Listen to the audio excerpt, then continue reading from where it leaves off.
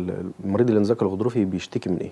لان مصادر الالم عندنا كتير. صحيح. في مصادر بتكون من المفاصل او من العضلات او ممكن يكون من الاوتار او الام عامه في الجسم. صحيح.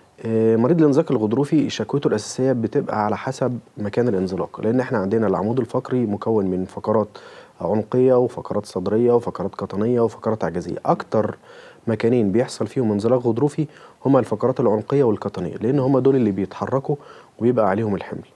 فالمريض اللي عنده انزلاق كل ما كانوا تحت اكتر كل ما يبقى عليهم حمل اكتر. بالظبط. فالمريض اللي عنده انزلاق غضروفي في الفقرات العنقيه مثلا ده على طول بيبدا يحس بايه؟ بيشتكي من الم شديد. الالم ده بيشمل منطقه الرقبه والكتف والذراع وبيوصل للاصابع.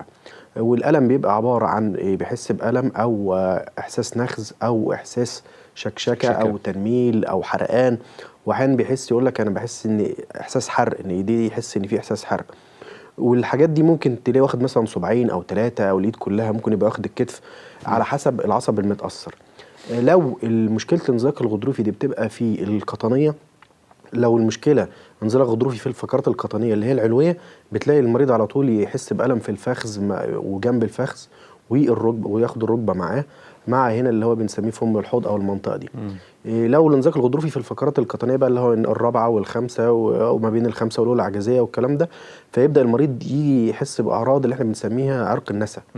وهي اسمها النسا علشان بتخلي المريض ينسى اي الم تاني وينسى المشي كمان، فباسمها النسا مش النسا، ان هو بيجي للرجاله وبيجي للستات الاثنين. فيبدا المريض يقول لي انا حاسس بسيخ نار في رجلي من ورا، حاسس بوجع في رجلي، حاسس بتنميل في صوابعي، حاسس بخضر.